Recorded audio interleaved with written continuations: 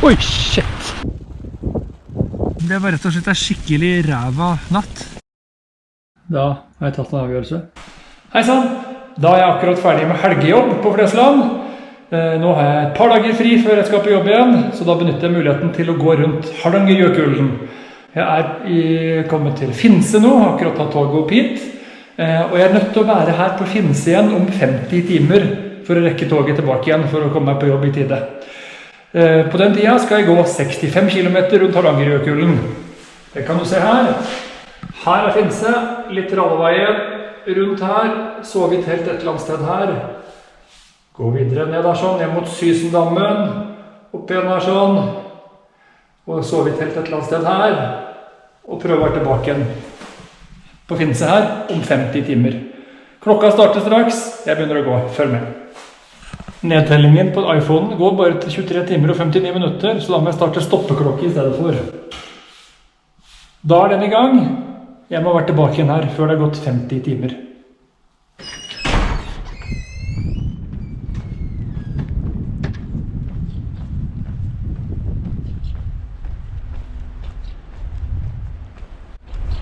Navigasjonen blir på rødmerka T-sti hele veien rundt.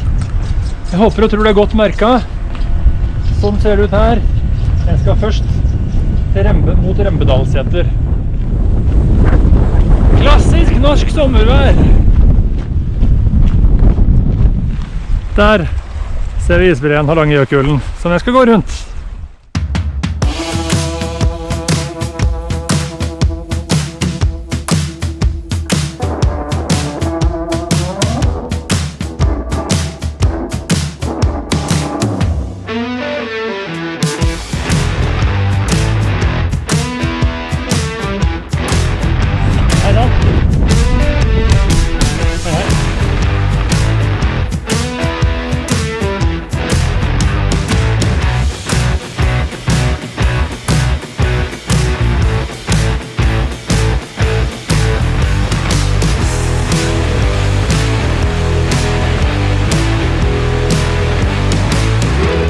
Ai.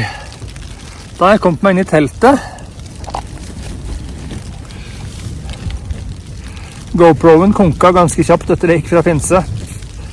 Og jeg orket ikke styre med å sjekke med nytt batteri, og jeg har med meg batterier.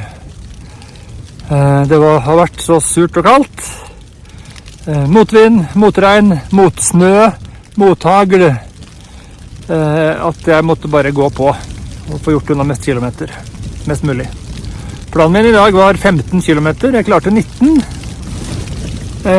Fin i kroppen, og det var veldig kjekt å gå, selv om det er grapsete vær. Men det som på en måte har vært det verste i dag er fingrene. Jeg har tatt med meg handsker, flere par og sånt, men den løsningen jeg hadde var bare ikke god nok. De overtrekkshanskene jeg hadde utenpå ullhanskene, det var ikke vanntett nok, så det ble veldig, veldig kaldt. Så det må jeg få fiksa bedre på til neste gang. Nå var jeg bikkjekald på fingrene. Uansett, jeg har fått opp teltet mitt her nå, så da blir det å finne varmen og få seg litt mat og ta en tidlig kveld. Jeg har i hvert fall 19 av 65 unnagjort. Det er jeg veldig fornøyd med. Så foreløpig så ligger jeg foran skjema. Skjemaet mitt var 15 i dag, 30 i morgen og 20 på onsdag. Så nå har jeg 4 kilometer i banken i forhold til skjemaet mitt.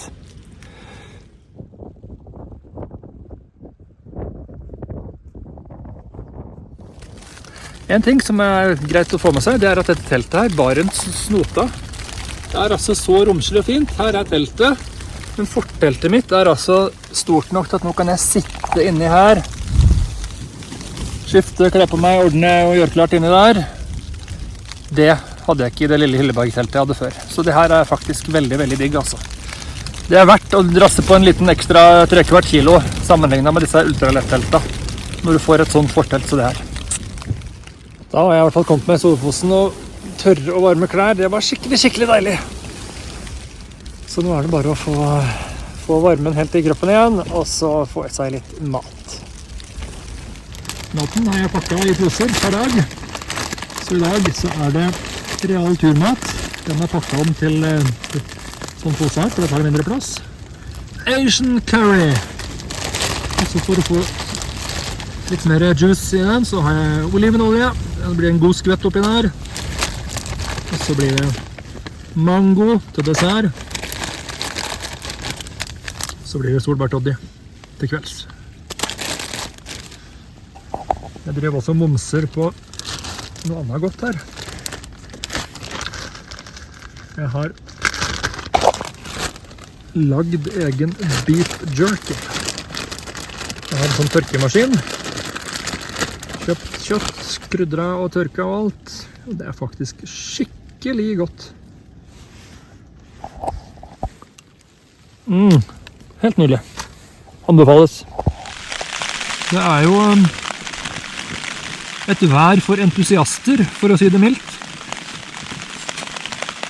Jeg har hatt snø i dag. Slaps, hagl, regn, motvind. Og som du kanskje hører, så regner det fortsatt på teltet, og det blåser en del. Det skal bli bedre i morgen. Da skal det i hvert fall slutte å regne og blåse, og det skal blåse mindre. Så det tenker jeg blir greit. Det er uansett veldig kjekt å være ute. Og liksom, ja, beherske det. Føle at man behersker noe som ikke alle ville gjort. Fordi at det hadde vært diggere å ligge på sofaen hjemme i dag og se på gamle Seinfeld-episoder eller et eller annet sånt nå. Det hadde ikke vært vondt det, men det er kult å komme seg ut, gå, bli litt bløt og kald, få opp teltet, få det til å fungere, og overnatte ute, og så gå mer i morgen. Jeg er veldig glad for det. Så jeg satser på at jeg skal få filmet litt mer av turen på morgendagens dag. Det blir bra. God natt!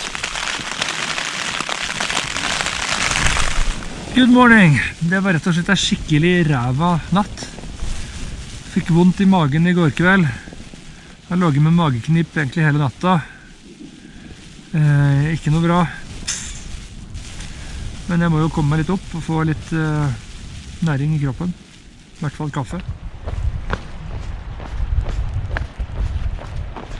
På vei ned mot Rembedalseter. Her er det svaberg nedover og nedover. Så her er det bare en ting å gjøre. Ta det med ro og være forsiktig. Ikke interessert i å skli på dette her og knekke noe lårhals eller noe sånt, altså. Det gidder jeg ikke. Det er ikke helt for nybegynnere den stien her, faktisk. Den er ganske... Oi. Vent da.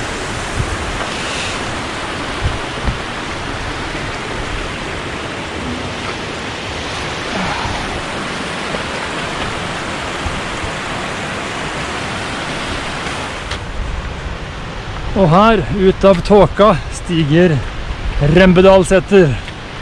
Her skal jeg ta en liten pitstop, spise litt frokost og sånt, før jeg går videre. Jeg traff akkurat hytteverten på Rembedalseter, som var på vei et lite ærend andre veien. Og hun sa det at det var et par saftige elvekryssinger etter Rembedalseter. Det var noen gjester der i går som ikke kom seg over, som måtte bli hentet av Røde Kors. Så jeg er veldig spent på å se hvordan det ser ut. Men først, frokost.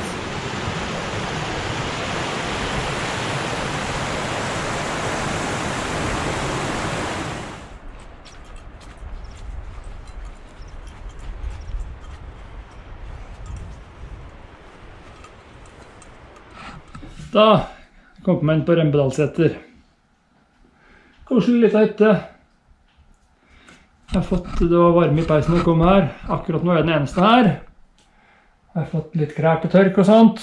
Det blir jo bløtt igjen ganske kjapt, men det er så mye bedre å starte å gå med tørre klær enn med bløte klær. Så nå skal jeg få meg noe mat. Og så skal jeg ta en vurdering på hva jeg skal gjøre videre, om jeg skal fortsette med de der saftige elvekryssingene, eller om jeg skal bare bli her til i morgen og gå tilbake igjen til Finse, eller om jeg skal slippe meg ned og gå ned til Liset langs riksvei 7, hvis det eventuelt går noe buss der i morgen. Det må jeg få hjelp av noen til å sjekke ut for meg. Så da skal vi finne ut av det. Først, mat. Da har jeg tatt en avgjørelse. kombinasjonen av at magen min ikke er god. Jeg sliter litt med å ta til meg næring. Jeg har liksom ikke matlyst. Dårlig vær og dårlig sikt. Og ganske sånne høyrisikable elvekryssinger øst for hytta her, på vei mot Kjellebu.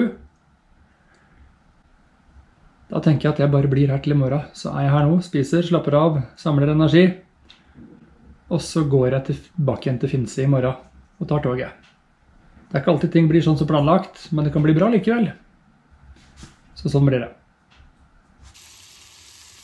Og når hyttevakta fra DNT kom tilbake igjen fra fisketur med for mye fisk, så fikk jeg meg jammen en deilig ørret til middag. Det var digg. Da er det vel på tide med house tour. Rembedalseter. Her er kjøkkenet. Ovn med litt klær av mine som henger og tørker. Spisestue, oppholdsrom, kall det hva du vil. Butikken. Så er det 2 soverom. Det soverommet her er sånn at det soverommet her kan det være forhåndsbestilte senger på. Ser sånn ut. Soverommet jeg er på er for drop-in. Da har jeg funnet meg en plass der med soveposen min. 4 senger her. Verre er det ikke. Yes, da var jeg gått fra Rembedalseter. Det ble ikke helt den turen jeg hadde planlagt, men veldig kjekt likevel. Det var utrolig godt å få en litt sånn der rolig avslappende dag på DNT-hytta i går. Og så den digge middagen da, fisken som hytteverten Stine fiska og fiksa til meg. Det var jo veldig stas. Så nå tar jeg og går da, jeg kunne gått til Finse samme vei som jeg kom. Nå går jeg til Hallingseid og ordner meg togbilletten min derfra. Så får jeg litt mer av en rundtur og ikke bare sånn fram og tilbake gåing. Det ble ikke helt Hardangerjøkulen rundt, men når jeg kommer frem til Hallingseid, så har jeg vel gått en 45 kilometer, 5-46 kilometer på 3 dager, så det er jo litt gåing i hvert fall. Det er ikke helt de 65 rundt Jøkulen, men veldig fint likevel. Se rundt her da.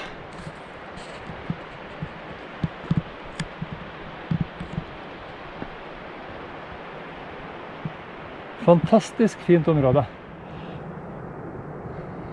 Har ikke fått sett breen så mye på den turen der. Der i det fjerne inne i dalen der, ser du den. Det er vel, jeg tror det heter Demmevassbreen, den tunga som stikker ut nedover der. Stilig.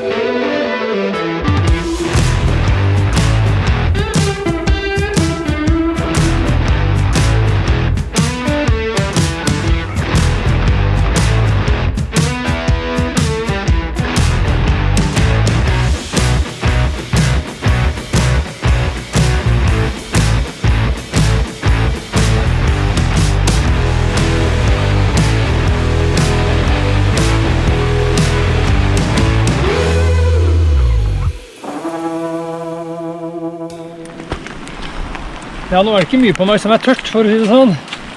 Det er en fordel med å gå mye i drittværet. Det er at du setter pris på finværet når du har det, enda mer. Det tror jeg. Nå er jeg snart på Hallingseid. Jeg har egentlig togbillett fra Finse senere i kveld, så jeg håper at det er mobildekning, så jeg kan få booka om den. Oi, shit! Og prøve å komme meg hjem med et tidligere tog. Det er planen. Da nærmer det seg. Der er Bergensbanen. Og litt av Rallarveien. Nå skal jeg snart få på meg tørre klær. Da har jeg kommet til jernbanestasjonen på Hallingseid. Nesten som å ta T-banen i Oslo det her. Men med vindu. Så nå skal jeg prøve å få skiftet litt. Ordne meg noe mat, og så går toget om en time.